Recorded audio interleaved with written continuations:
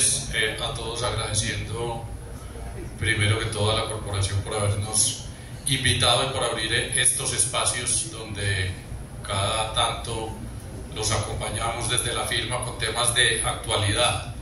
Hoy traemos un tema que viene siendo o viene ocupando los últimos 2 meses las discusiones en materia tributaria de las compañías en el país, sobre todo de las compañías, aunque eventualmente también impacte a las personas naturales. Entonces vamos a hablar hoy y por supuesto agradeciendo a todos ustedes la presencia con paro, con partido. Esperamos que la información que traemos hoy sea de mucha utilidad. Vamos a tratar de hacer un enfoque muy práctico, no tan teórico, porque estos temas, en especial estos temas tributarios, se pueden volver muy ladrilludos, y la idea es que usted se vaya con la información práctica y cómo impacta el día a día de las organizaciones este impuesto. Yo voy a hacer una introducción muy rápida para darle la palabra a Alejandra y a Daniel, que son los verdaderos expertos. Simplemente hoy vamos a hablar del impuesto de timbre y la gente dice: apareció un nuevo impuesto en el país, tenemos un nuevo impuesto, y la verdad es que no. Este es un impuesto que existe desde el año 76 con la ley segunda y ha tenido una serie de evolución, o ha tenido una evolución en el tiempo que hace que hoy tengamos unas normas bastante anacrónicas que regulan el impuesto. Cuando apareció el decreto de la conmoción interior, el decreto 175, que lo que hizo fue incrementar temporalmente la tarifa de un impuesto que ya existía en el país desde el año 76, a los que nos dedicamos a estos asuntos nos tocó ir a buscar en las bibliotecas, ya que ya están guardadas en las cajas, los libros del impuesto de timbre, porque realmente desde hacía mucho no se estudiaba en el país el impuesto de timbre de manera organizada, no había pronunciamientos de la autoridad. Entonces esto hace que la interpretación sea bastante compleja y, digámoslo, riesgosa, porque muchas de las interpretaciones de la doctrina que tenemos de la DIAN no aplican a los negocios de hoy. Entonces a nosotros nos empezaron a alzar la mano clientes nuestros, compañías en sectores, por ejemplo, de energía y gas, en sectores de tecnología, que cuando el impuesto nació no existían. Pues energía y gas ha existido siempre, pero por ejemplo nosotros somos muy fuertes en todo el tema de desarrollos fotovoltaicos. Entonces, ¿cómo impacta esa industria? Nadie sabe, ¿cierto? Entonces ha sido una construcción a partir, digamos, de lo que tenemos. ¿Qué fue lo que sucedió este año en el país? Tuvimos el decreto 062, que fue el decreto de conmoción interior, que le da facultades extraordinarias al presidente para expedir decretos en diferentes materias para atacar la conmoción interior de lo que está sucediendo en el Catatumbo. Entonces se expide por parte del gobierno el decreto legislativo 175, que en su artículo 8º lo que hace es incrementar la tarifa del impuesto al 1%, y entonces de alguna manera revive ese impuesto que, como les digo, un impuesto anacrónico, un impuesto que ya no estábamos acostumbrados a involucrar en las operaciones mercantiles, y nos pone el reto a los asesores y a las organizaciones a encontrar la forma de cómo hacemos para que el impuesto no se cause. Porque si no estructuramos una estrategia que nos permita salirnos del hecho generador del impuesto, pues hay que causarlo, hay que recaudarlo en el caso de los agentes retenedores, y habrá que consignarlo a órdenes de la DIAN. Simplemente para terminar esta breve introducción, un comentario, y es: estos decretos de la conmoción interior, tanto el de la conmoción interior, el 062, como los derivados, el 175 en materia tributaria, tienen que pasar por una revisión oficiosa de la Corte Constitucional, donde la Corte dice: venga, estos decretos sí están en el marco de la Constitución o no. El proceso pasa por hacer una convocatoria a la población civil en general para que haga intervenciones en el sentido de opinar si son constitucionales o no los decretos. Eso ya debería haber ocurrido. Nosotros desde la firma, de hecho, tenemos preparada ya una intervención para atacar. Realmente uno digamos, ataca el 0,62, que es el que da origen a los demás, a los derivados, pero nosotros ya tenemos preparada una opinión. El problema es que la Corte no ha llamado a esas intervenciones de terceros. Creemos que hay un tema medio político, porque se sabe cuál va a ser, o se espera cuál va a ser el resultado del pronunciamiento, y es tumbarle de nuevo algo más a este gobierno, y eso pues tiene unos impactos políticos bastante delicados. Entendemos que la Corte está dándose un tiempo pues como para no tomar una decisión muy rápida. Entremos ya, si les parece, en materia con los elementos fundamentales del impuesto. Buenas tardes a todos, muchas gracias por estar aquí. Como lo dijo Sebastián, este impuesto no es un impuesto nuevo, es un impuesto que viene desde el 76 y que hoy nos está impactando nuevamente. Desde el 22 de febrero de 2025 nos empezó a impactar porque nos aumentaron la tarifa. Este impuesto, o lo que nosotros hacemos para explicar un poco los impuestos, es iniciar, obviamente, definiendo cada uno de sus elementos, cada uno de los elementos esenciales del impuesto, que son 5: sujeto pasivo, sujeto activo, hecho generador, base gravable y tarifa. Siempre partimos de esto porque se puede entender un poco más, digamos, todos los elementos del impuesto, y así identificar en cada una de nuestras operaciones si estamos o no de la causación de ese impuesto. Iniciemos. Entre los sujetos tenemos un sujeto activo. Este impuesto, por ser un impuesto nacional, quien tiene la obligación de recaudarlo y administrarlo es la Dirección de Impuestos y Aduanas Nacionales. En eso estamos claros y, digamos, actualmente no tenemos ningún tipo de discusión. Respecto al sujeto pasivo, hay que identificar varias cosas. Primero, los sujetos pasivos en todos los impuestos tienen, digamos, dos condiciones o dos características. Estamos hablando de un sujeto pasivo económico y un sujeto pasivo jurídico. ¿Quién es el sujeto pasivo jurídico? Teóricamente hablando, es quien tiene la obligación de cumplir con las obligaciones formales. ¿Cuáles son las obligaciones formales en este caso? La presentación de la declaración, que es una declaración de retención en la fuente, que ahorita les explicaremos cómo se recauda este impuesto. Y tenemos un sujeto pasivo económico, que es de el bolsillo donde sale la plata para poder pagar el impuesto, quien está obligado económicamente a pagar el tributo como tal. Para este impuesto tenemos que el sujeto pasivo van a ser personas naturales, personas jurídicas y entidades públicas no exceptuadas. Y aquí tenemos dos grandes asteriscos o dos grandes ítems que tenemos que mirar e identificar bien. Cuando estamos hablando de personas naturales, las personas naturales tienen que cumplir dos condiciones: que tengan la calidad de comerciantes, y ahí es cuando nos tenemos que remitir a nuestro Código de Comercio, artículo 10, que nos dice que comerciantes van a ser aquellas personas que de manera habitual realizan actividades de comercio, y nos tenemos que ir entonces al artículo 20, al artículo 19 y 20 del Código de Comercio para poder definir cuáles son las actividades de comercio. Aparte de eso, tenemos unas presunciones legales en nuestro Código de Comercio que también nos van a identificar quiénes van a ser sujetos pasivos y quién va a tener esa calidad de comerciante en este impuesto. Y nos dice que, por ejemplo, van a ser personas que estén inscritas en el registro mercantil como comerciantes. Entonces hay una presunción de que todas las personas hoy actualmente que estén en el registro mercantil inscritas, pues van a tener esa calidad de comerciante, y vamos a entrar a cumplir la primera condición. La segunda condición es cuando estamos hablando, es que estas personas naturales tengan un patrimonio o unos ingresos brutos superiores a 30.000 UETs. Para el año 2025, 30.000 UETs, estamos hablando de más o menos 1.490 millones de pesos. Entonces, tenemos que cumplir, o una persona natural para ser sujeto pasivo de este impuesto tiene que cumplir las dos condiciones.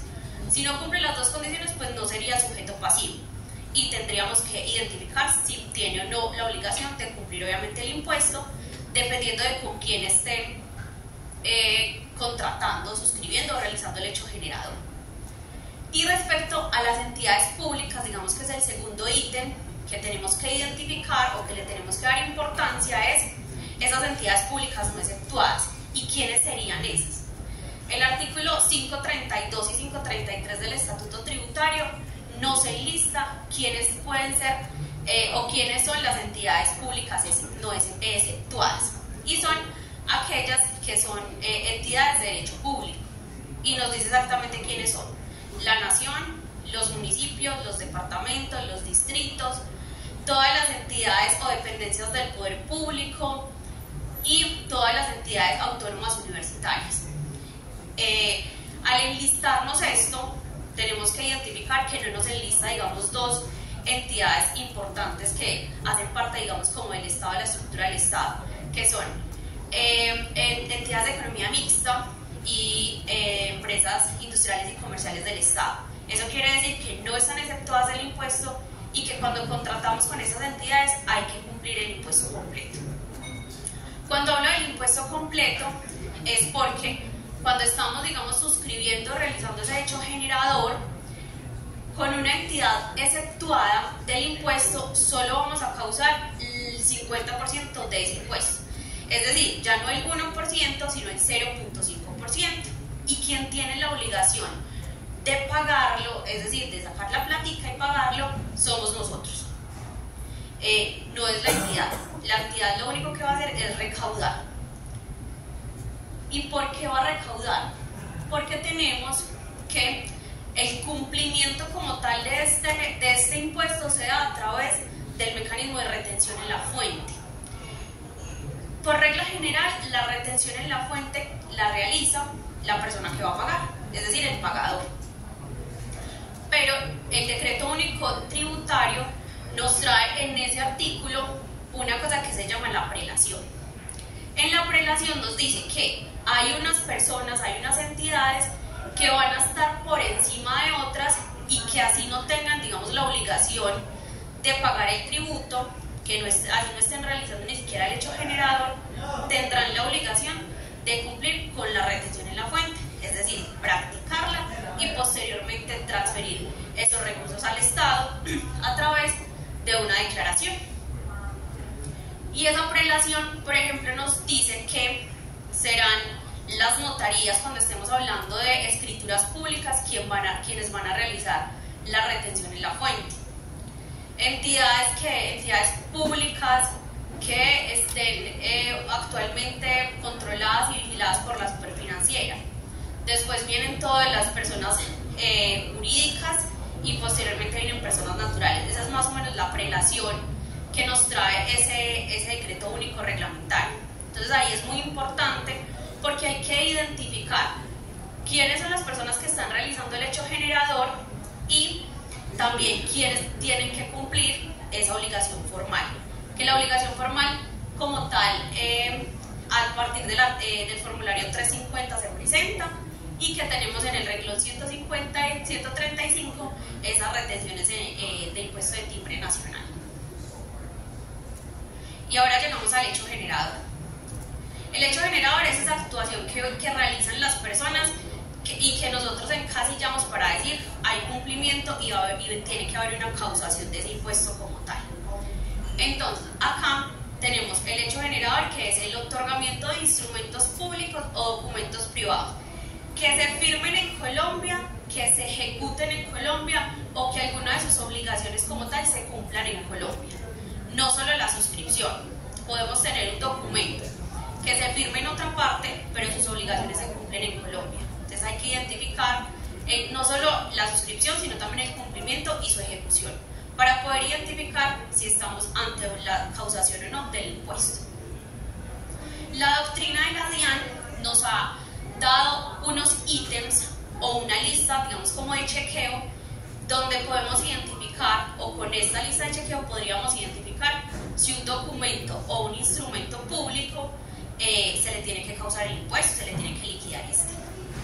Y nos dice que, digamos, la primera condición es que si estemos hablando de un documento privado o de un instrumento público, que estemos ante un documento que esté creando una obligación, extinguiendo una obligación, modificándola, o cuando estamos ante prórrogas o cesiones como tal de esas obligaciones. Que estemos ante un documento donde su cuantía sea superior a 6.000 VTs. actualmente 6.000 VTs, o sea, en el año 2020-25 estamos hablando de 298 millones aproximadamente. Y que obviamente pues hayan los sujetos pasivos, como son personas naturales, obviamente con las condiciones de las cuales ya les hablé, una persona jurídica o entidades públicas no exceptuadas. Aterricemos eso en un ejemplo que yo creo que es mucho más fácil. Estamos suscribiendo un contrato de prestación de servicios, Serrano Martínez y Alejandra López. Serrano Martínez es una persona jurídica, entonces uno dice, listo, cumple como tal esa característica de persona jurídica. Entonces hay que ir a mirar si efectivamente Alejandra también es un sujeto pasivo de este impuesto. Y efectivamente, mi patrimonio el año pasado fue de 3.000 millones de pesos.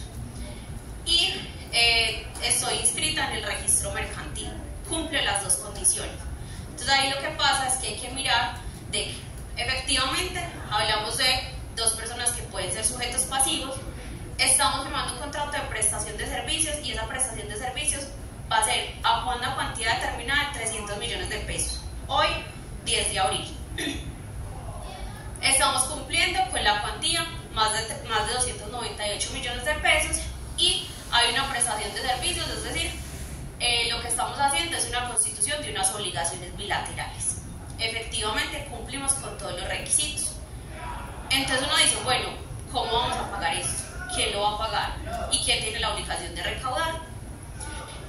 En la prelación, vamos a mirar la regla general. ¿Quién paga? Serrano Martínez es el que va a tener que pagar a Alejandra. Entonces uno dice, listo, vamos por la regla general. Si fuéramos dos personas jurídicas, estaríamos dentro de la prelación, pero volvemos y aplicamos quién tiene que pagar el impuesto. ¿Quién tiene que pagar, la obligación? Es el que tiene que recaudar. Entonces, en este caso, quien tiene que cumplir y presentar la declaración de retención en la fuente, de este impuesto es Serrano Martínez. Y ahí creo que es algo muy importante y todos nos tenemos que llevar esta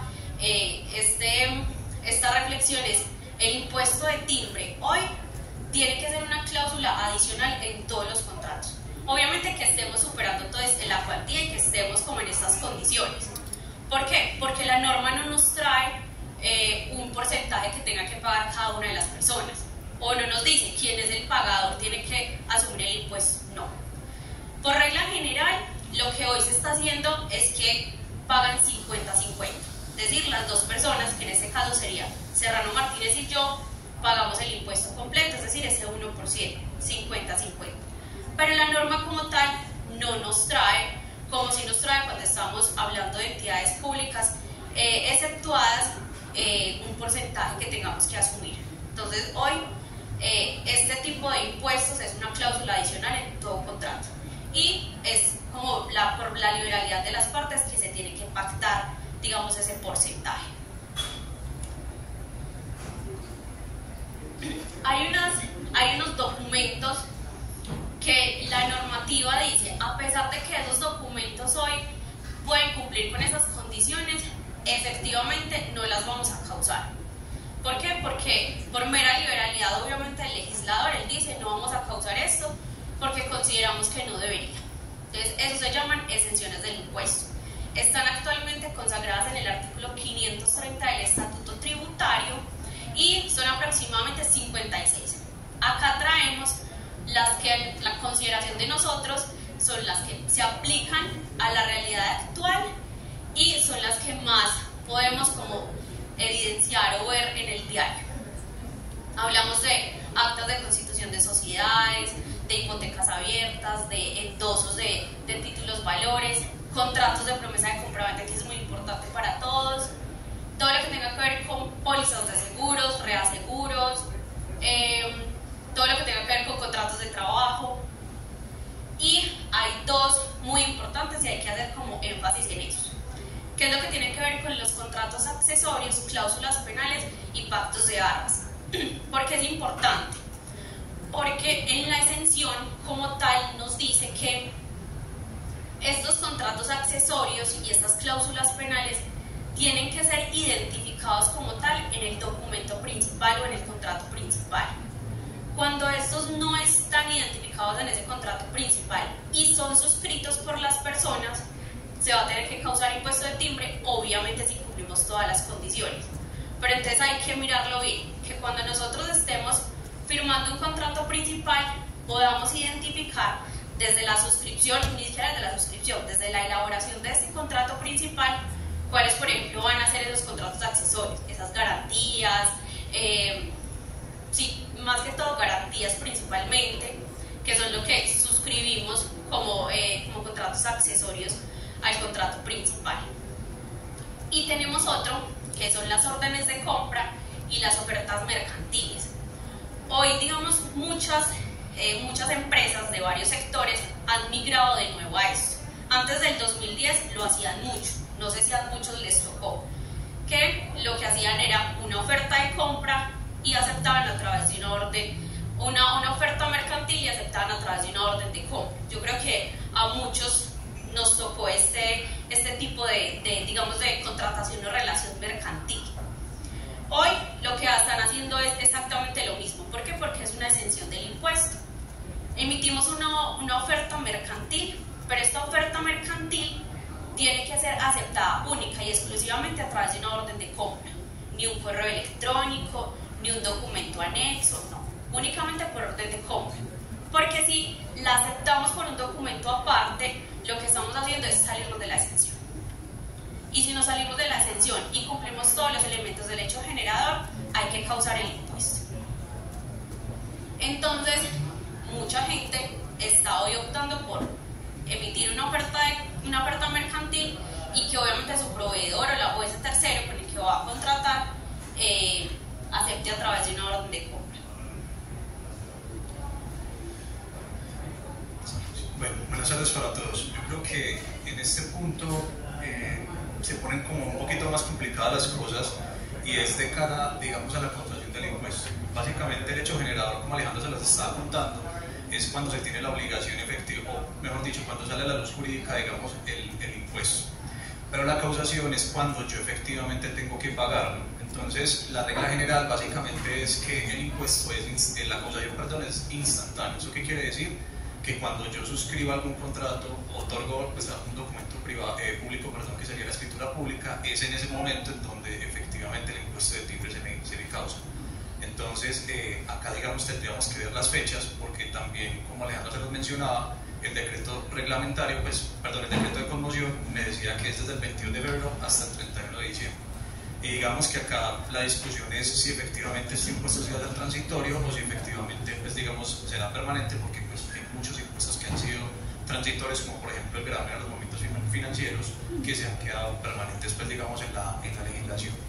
Entonces, como les indico, mucho cuidado con los contratos cuando los suscriben las dos personas. Ahorita que Alejandro nos está hablando, por ejemplo, de la oferta mercantil, si la oferta mercantil también es firmada por la contraparte, pues ahí se genera el impuesto de timbre. Entonces, hay que, digamos, valorarnos y saber en qué momento es que se causa la obligación de pago.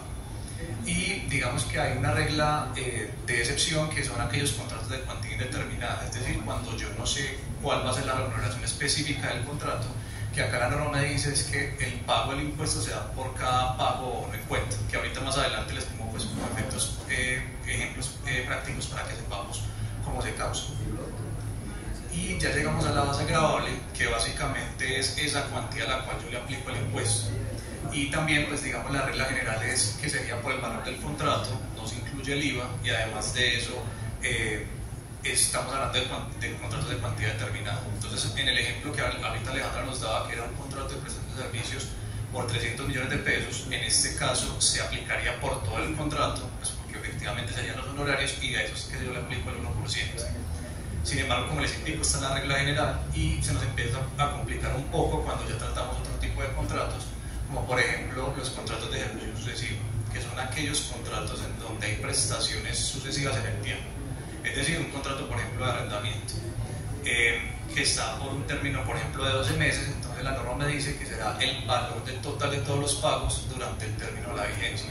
Entonces, obviamente, acá el impuesto se incrementaría dependiendo, pues, obviamente, del canon de arrendamiento. Y los contratos a términos indefinidos, que básicamente acá no sabemos cuándo se va a culminar el contrato, pero en un reciente doctrina de la DIAN, que es del 2025, que ahí se las dejamos, básicamente lo que establece es que yo tengo que tomar desde el 22 de febrero o la fecha de celebración, supongamos que es en abril, hasta el 31 de diciembre, y así sumo todos los pagos que me han realizado y simplemente causo el impuesto pues, sobre la cuantía que se determine. Entonces, por eso es muy importante saber qué tipo de contrato estamos firmando, documento privado, cuáles son las cuantías y si efectivamente es determinable o determinada. Entonces, básicamente como para darles un ejemplo práctico de cada uno de ellos, pues porque esto digamos que es lo que presenta dificultades en la práctica, tenemos primero el contrato de ejecución instantánea y cuantía determinada, que es el que hemos hablado de prestación de servicios, pues que digamos ahí no hay ninguna duda de que efectivamente se causa por 300 millones de pesos. Pero ya cuando por ejemplo llegamos a un contrato de término definido y cuantía determinada, que es por ejemplo el canon el contrato de arrendamiento que les decía de 30 millones de pesos, el canon es mensual y sobre 12 meses.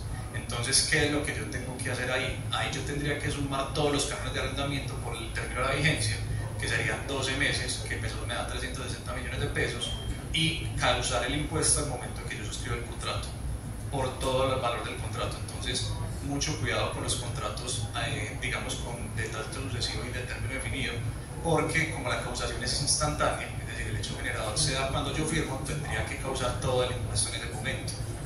Entonces, por ejemplo, nos han preguntado mucho qué sucede si, por ejemplo, el contrato de arrendamiento se celebra hoy y en julio se acaba. Pues a mí la DIAN me devolvería ese dinero. Efectivamente, la respuesta es no, porque como el impuesto se generó de manera instantánea cuando yo lo firmé, pues entonces en ese caso allí tendría, pues, digamos, el impuesto que pagué por los 12 meses, pues ya la DIAN lo tenía recaudado y pues se habría generado. Entonces, mucho cuidado con los contratos de 2 años, 3 años que efectivamente celebramos con cuantías determinadas, porque es un impuesto siempre un poco cuantioso que tenemos que pagar en un solo momento, y sería el momento de la suscripción, y ahí es donde yo presento la retención y el posterior pago. Los contratos de términos indefinidos y de cuantía determinada, por ejemplo, un contrato de fiducia mercantil o un contrato de colaboración empresarial, en donde efectivamente yo no sé cuándo se va a acabar. Por ejemplo, hay un punto de equilibrio si se trata de un desarrollo inmobiliario y que supuestamente, digamos que a los constructores les va a dar una utilidad de 100 millones de pesos al mes. Entonces, en este caso, como yo no tengo el término indefinido, pues volvamos a la regla que les contaba, y es básicamente ir sumando los pagos que se dan durante el año hasta 31 de diciembre, y efectivamente si yo voy a superar esa cuantía, pues ahí es que se genera el impuesto de timbre del 1%. Y acá llegamos, digamos, a los que son un poquito más complicados, que son los contratos de cuantía indeterminada, es decir, aquellos que yo efectivamente no sé cuánto debo recibir mensualmente, pero la cuantía es determinable. Entonces, ¿qué es lo que sucede acá, por ejemplo, para aterrizarles el caso? Tengo un contrato de arrendamiento de un local comercial en donde el canon de arrendamiento es por el porcentaje de las ventas del contrato. Entonces, efectivamente, no sé, hoy abril celebro el contrato y efectivamente me consignaron 100 millones de pesos de canon de arrendamiento. Como no he superado la cuantía, que son 298 millones de pesos, pues todavía no se me ha causado el impuesto y no tengo que retener ni tampoco pagarlo. Entonces, abril, mayo, me pagaron otros 100 millones de pesos, 200 millones de pesos, no he superado la cuantía, y efectivamente en ese caso pues tampoco tendría que declarar el impuesto y pagarlo. Pero entonces llegamos a junio y me consignaron otros 100 millones de pesos. Entonces acá el tema es que, claro, como ya llegué a los 300 millones de pesos, lo que yo tengo que hacer es causar el impuesto por todos los 300 millones de pesos y efectivamente pagar, pues digamos, el impuesto y la retención de la fuente en caso de que yo sea pues como el agente retenedor. Entonces, mucho cuidado, porque digamos, desatraso no genera ninguna sanción y tampoco pues me puede la DIAN reclamar porque yo no causé el impuesto en los primeros 2 meses, pero era precisamente porque el impuesto no había surgido pues como la vía jurídica. ¿Qué es lo que sucede de aquí en adelante? Si por ejemplo en julio a mí me pagan 40 millones de pesos, pues yo solo causo sobre esos 40 millones de pesos, es decir, no tengo que volver a sumar todos los contratos, sino que a medida del tiempo pues efectivamente voy causando el impuesto por cada pago que me vayan haciendo. Entonces, mucho cuidado también cómo están generando las retenciones, cómo están generando ese tipo de pagos, porque pues acá es cuando se nos pone un poquito complicado el tema de cuál es el impuesto, cuál es la cuantía y cuándo se va, pues digamos, a cobrar ese 1%. Que es muy importante también que tengan en cuenta, acá que nos han preguntado mucho, es por ejemplo los contratos que iniciaron antes del 22 de febrero y que efectivamente es un contrato, por ejemplo, de arrendamiento que se va ejecutando durante el tiempo.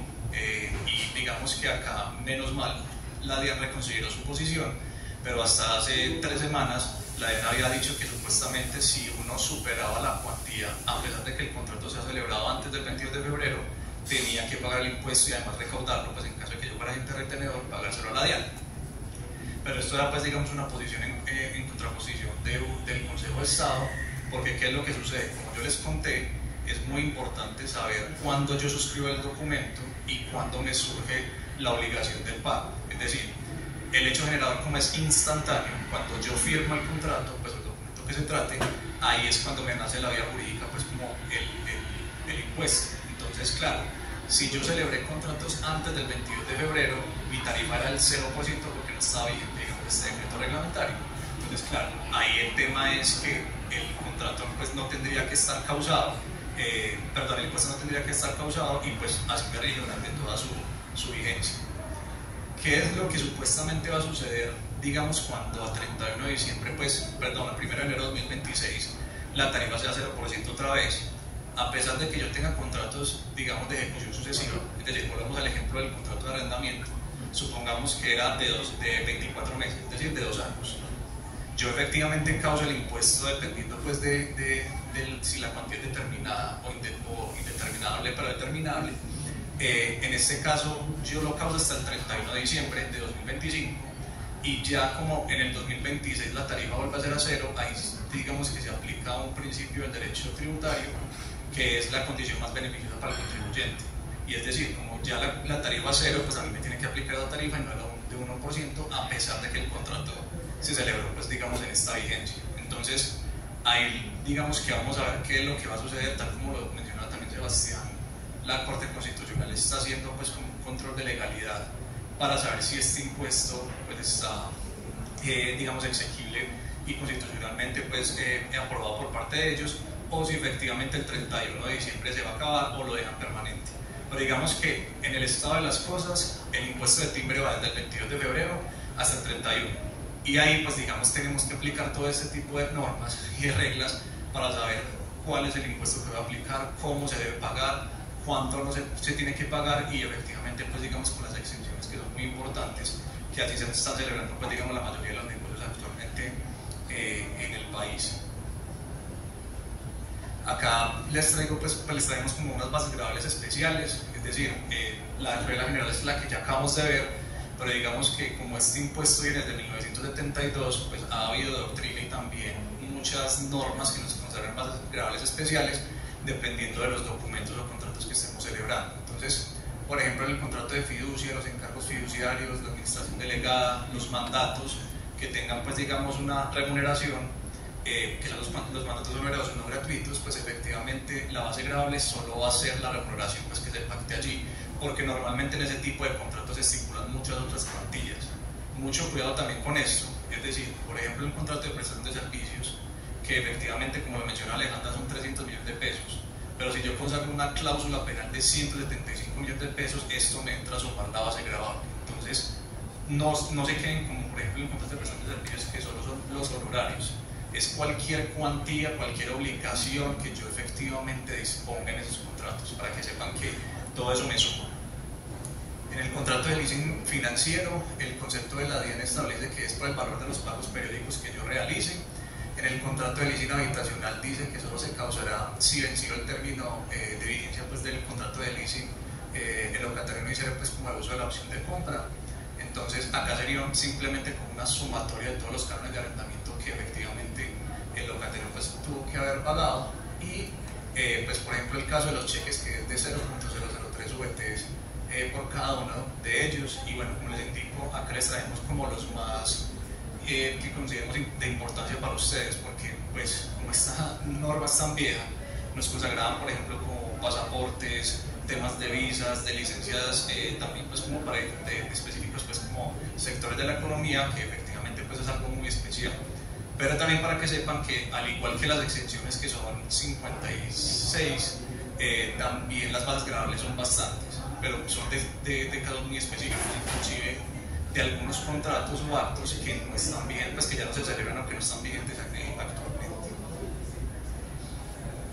Y acá llegamos también a otro asunto, pues que digamos que con esto cerraremos la charla, y es la tarifa. ¿Qué es lo que sucede, digamos, con la tarifa del impuesto de timbre? Es que por la reforma tributaria, que fue la ley 2277, se trajo una tarifa especial para la enajenación a cualquier título de inmuebles elevada a escritura pública. Entonces, ¿qué es lo que sucedió? Con el decreto, efectivamente, la regla general, pues el decreto de promoción interior es que me incrementaban el impuesto del 0 al 1%, pero este es para el impuesto que estamos hablando en este momento, es decir, para ese impuesto de timbre documental, suscripción de documentos privados, la elaboración de escrituras públicas que, por ejemplo, no sean enajenación de bienes inmuebles, que sería el 1%. Pero cuando yo ya hablo de enajenación de inmuebles a través de escritura pública, por ejemplo, de grandes naves o aeronaves, pues en este caso la tarifa que me aplicaría es diferencial y puede ser hasta del 3%. Entonces lo único que yo hago es, dependiendo del tipo del valor del inmueble que estoy enajenando, o que enajenación no solo es compra-venta, también es donación o cualquier otro título, pues no sé, permuta, dación en pago. Mucho cuidado porque la gente quiere, o mejor dicho, cree que enajenación solo es compra-venta, pero no, acá es cualquier título de transferencia, digamos, del inmueble. Entonces, ¿cómo se verifica básicamente? Pues sería el valor del inmueble, pues simplemente en la tabla está aquellos que sean menores a 995 millones de pesos sería el 0%, de 995 a 2.490 del 1.5 y de en adelante el 3%. Hay, digamos, unos casos que han sido problemáticos simplemente para que los conozcan y que actualmente se están debatiendo, como por ejemplo en las actas de asamblea de accionistas cuando se decretan dividendos accionistas, pues ahí entonces, ¿qué es lo que pasa? Si efectivamente la discusión es esos dividendos si sobrepasan los 298 millones de pesos, entonces hay que causarles el timbre porque están en el acta, pero por ejemplo el Consejo de Estado en ese caso ha dicho que el acta simplemente es una manifestación o un documento en donde se expresa la voluntad del acta de la asamblea de accionistas, pero ahí es cuando nosotros decimos, si la DIAN efectivamente ve esta acta, entonces ¿qué va a pasar? También me va a grabar el impuesto porque hay una cuantía, y efectivamente ahí es donde se consagra que la sociedad debe ciertos dividendos, pues como los accionistas. Entonces digamos que esta posición no es conservadora y tampoco, digamos, muy pacífica en la doctrina, como para también que lo tengan en cuenta. O por ejemplo los aportes a sociedades nacionales, la DIAN pues efectivamente en estos casos, en la liquidación de una sociedad conyugal por ejemplo, o el aporte del inmueble al encargo fiduciario, pues en este caso no habría enajenación para efectos fiscales, entonces nos salimos del impuesto, pero esto digamos que es desarrollo de la DIAN. Pero entonces, por ejemplo, piensen en el caso de que yo aporto un inmueble a una fiducia mercantil para hacer un desarrollo inmobiliario y me van a tener que restituir a mí el inmueble. Como digamos la norma tributaria solo me dice que el principio de transparencia o que no hay enajenación solo es cuando yo aporto ese inmueble, ¿qué pasa entonces cuando lo restituyo? Entonces hay que generar otra vez, pues generar el impuesto de timbre porque la norma no me lo consagra. Entonces digamos que este impuesto tiene algunos vacíos legales, o que efectivamente la DIAN en algunos otros casos ha dicho que no es enajenación, que efectivamente no se causa otro tipo de impuestos, pero que en la realidad, pues digamos, de la realidad pues, de los negocios se puede generar muchas discusiones que efectivamente no están zanjadas, no están, digamos, que tan claras, y que pueden llegar pues, a ser, digamos, objeto de discusión. Yo, por ejemplo, con Alejandra ahorita en la tarde hablaba de una, que es la exención que se está utilizando mucho, que es la oferta mercantil aceptada con orden de compra. ¿Qué pasa cuando en esa oferta mercantil, por ejemplo, se consagran prórrogas? Mucho cuidado con las prórrogas, pues también para hacer énfasis en eso. Si hay una prórroga que se modifica el contrato, que la cuantía efectiva, no sé, por ejemplo, un incremento del IPC de un contrato de arrendamiento, y esto a mí me modifica el valor y me supera los 298 millones de pesos, en esas prórrogas y modificaciones también se genera el impuesto de timbre.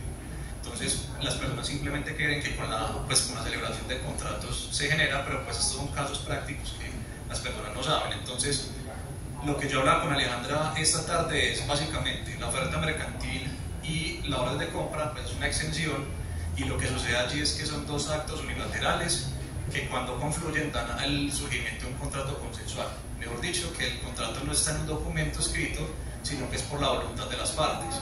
Pero entonces, ¿qué pasa si, por ejemplo, en esta oferta mercantil hay prórroga? Yo entonces causo el impuesto, no lo causo. Si efectivamente la prórroga, por ejemplo, tiene el incremento del IPC, Entonces son vacíos que efectivamente ni la DIAN ni el Consejo de Estado han tratado, pero que generan, digamos, cierto tipo de discusiones y es del día a día, pues, digamos, de cualquier comerciante. Ahí, por ejemplo, lo que nosotros recomendamos es ser muy conservadores, y es, si efectivamente hay una prórroga de esos dos documentos, pues, y efectivamente se considera una nueva cuantía, un incremento del canon o del precio, pues lo más conservador es que se genere el impuesto de timbre hasta que efectivamente la ley no se pronuncie o efectivamente no haya un pronunciamiento del Consejo de Estado, pues que eso también es un poco difícil porque normalmente la jurisdicción administrativa se demora mucho, pues, digamos, en responder los cuestionamientos que uno les realiza. Entonces, eso también para que sepan que, a pesar de que hay mucha normativa, de que efectivamente este impuesto viene desde 1972 y que nosotros nos tocó estudiar conceptos desde 1992, 93, 94, muy viejos, hay muchos vacíos en la norma, no se sabe qué pasa con ese tipo de situaciones, y que de cara a ustedes como comerciantes también es, analicemos y veamos qué es la posición más conservadora, porque acuérdense que acá no solo es el no pago de un impuesto, sino también la retención en la fuente, que esto también puede ser un delito ya, omisión de agente retenedor. Entonces, mucho cuidado con los negocios que celebran, obviamente no es para que se asusten, sino que para que básicamente cada uno de los contratos y las operaciones que les generen inquietudes, pues las revisen mucho, pues, caso a caso. Y por último, pues, como para también darles otro ejemplo, a nosotros nos preguntan también mucho, como, ay, bueno, yo celebré el contrato con un proveedor en el exterior, pues en este caso, ¿qué es lo que sucede? Entonces ahí hay que analizar, porque como Alejandro nos decía al inicio, no solo es que el contrato se celebre en Colombia, sino que si hay un contrato que se celebra en el exterior, pero tiene efectos en Colombia, también se genera el impuesto de timbre, a pesar de que sea con un residente fiscal. Entonces, para que tengan también en cuenta que no solo es la firma en Colombia, sino también, digamos, que tenga efectos en Colombia o alguna obligación para las partes. Los contratos, perdón, también de transacción, cuando uno quiere terminar contratos pues para precaver litigios laborales o administrativos o de cualquier índole, ahí se están extinguiendo obligaciones. Mucho cuidado también con las extinciones de obligaciones, terminaciones de contrato donde se estipulen cuantías determinadas, porque también se puede generar el impuesto de timbre. Recuerden que no solo es con la suscripción, sino también con modificación y extinción. Yo creo que con eso finalizamos. No sé si tienen preguntas, inquietudes. ¿Qué se puede hacer con ofertas mercantiles? O sea, ¿qué actos no se podrían hacer con ofertas mercantiles? Yo creo que en general cualquier prestación de servicio o prestación o venta de bienes, pues digamos que ahí hay que analizar el caso a caso de cuáles operaciones se pueden hacer. Por ejemplo, los contratos de arrendamiento nos preguntaban, o sea, desde el punto de vista tributario, el estatuto tributario establece que el contrato de arrendamiento es un servicio, pero en sí el contrato de arrendamiento en otras ramas del derecho no es un servicio. Entonces, pero como lo que nos rige es el tributario, pues nosotros podríamos decir que efectivamente por vía oferta mercantil se podría hacer, pero es porque lo tributario lo establece así. Entonces, digamos que para eso es mejor ver el caso a caso, ver qué operación estoy celebrando, para ver qué oferta mercantil pues se podría encajar ahí, básicamente. Sin embargo, como regla general, Juan, yo te diría que hay que apelar un poquito a la costumbre mercantil también. Y les voy a poner un caso que tuvimos de discusión, y fue el caso de los servicios de las fiduciarias. Los contratos de las fiduciarias están muy preocupadas con el tema, porque claro, la constitución de los fideicomisos podía implicar en la mayoría de los casos la causación del timbre. Entonces exploramos, bueno, vamos a hacer una oferta con orden de compra. Eso sí suena muy forzado. Entonces es atender un poquito a la naturaleza de la contratación, qué tipo de servicio se va a prestar, qué tipo de bien se va a vender, y qué tan exótico resultaría hacerlo mediante una oferta con orden de compra. Tuvimos otro caso de una empresa que vende un bien material. Perfectamente se enmarcaba en una oferta con órdenes de compra, pero esta es una filial de una multinacional, y la multinacional, por instrucción del corporativo en Suiza, dijo: usted siempre que venda este tipo de bienes tiene que tener un contrato, porque además había una serie de prestaciones accesorias. Entonces fue esa discusión con la casa matriz, páguelo, asúmalo o negócielo y súbale el precio, pero las obligaciones nuestras tienen que constar en un documento del tipo de contrato. Entonces hay unas consideraciones adicionales que no nos permiten, digamos, utilizar siempre la oferta con yo tengo otra pregunta similar. ¿Qué tanto riesgo podrían ver ustedes con los cambios en la instrumentalización precisamente de ese relacionamiento? Me explico, nosotros llevamos 10 años celebrando contrato de prestación de servicios con Lina, ¿sí? Y entonces de la noche a la mañana justo sale esta norma y entonces ya mi política de contratación dice haga de todo con ofertas y órdenes de compra. Pues dentro de la organización en la que pertenezco hemos tenido como todos los análisis, hombre, eso es hilar muy delgadito, convierta todo a ofertas y listo. La idea que va a venir a mirar que es que usted lleva 10 años con ese tipo de contratos y de pronto cambió, pero también está la otra posición. Hombre, pues es ridículo que entonces todo el país resulta que ya todo es una orden de compra. Y más o menos así es. Yo te diría que el hecho de la variación de la modalidad mediante la cual yo ofrezco mis servicios no necesariamente es un indicio en contra de un proceso de fiscalización. Me preocupa más lo otro, y es forzar demasiado la estructura de la negociación. Siempre tenemos la espada de Damocles, que es el artículo 869, que es el de abuso en materia tributaria, que nos dice que cualquier estructura que no tenga sustancia, que no tenga una realidad comercial para buscar diferir o evitar la causación de un impuesto puede ser considerada abusiva en materia tributaria, y la DIAN podría reconfigurar la operación. A mí, yo no veo a la DIAN diciendo es que usted contrataba mediante contrato y ahora contrata mediante oferta, entonces eso es abuso. No, pero sí veo a la DIAN más fácil diciendo usted pues ofreciendo un servicio fiduciario a través de una oferta de servicios, y ahí sí creo que se presta más, pero son esas zonas grises del artículo de abuso que es bastante complicado.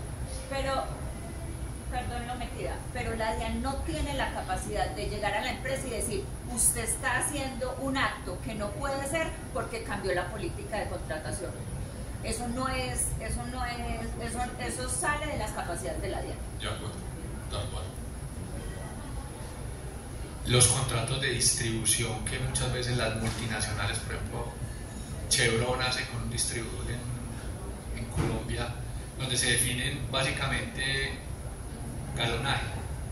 Esos entrarían, según lo que tú dices, Sebastián, donde se definen unas cuotas o unas condiciones, pero no se definen valores contractuales, se definen unas obligaciones, propiedad intelectual, competencia y todo eso. Ese tipo de contratos que... Yo creo que eso es cuantía indeterminada. Entrarían por las reglas de cuantía indeterminada. Así es. Y los contratos de garantía mobiliaria, por ejemplo, que es esta prenda o hipoteca, esos estarían exceptuados. Yo creo que ahí la situación es, digamos que un poquito más compleja, y hay que analizar la naturaleza del contrato. Es decir, contrato de prenda, hipoteca sin límite de cuantía están exentos, pero Alejandra nos mencionaba, por ejemplo, los contratos accesorios. Si esos contratos son accesorios a un contrato principal, pues efectivamente estarían exentos. Entonces hay que ver, dependiendo de cómo lo estamos, digamos, cómo es la operación, porque tal vez si el contrato, por ejemplo, se trata, no sé, de un pagaré con una cantidad de 500 millones de pesos solito, en ese caso se generaría el timbre. Pero si el pagaré está, digamos, asegurando el cumplimiento de la obligación de otro contrato, a pesar de que sea 1.500, 2.500, pues ahí, digamos que por tener la categoría de accesorio estaría exento. Entonces, digamos que ahí tenemos que ver la operación en conjunto, cómo es el contrato, si efectivamente es accesorio o no, si efectivamente están las exenciones, como para determinar si se causa el impuesto de timbre. ¿Alguna otra pregunta? Muchas gracias entonces a todos de nuevo por la asistencia y por supuesto al club por invitarnos y por abrir este espacio. Muchísimas gracias a todos.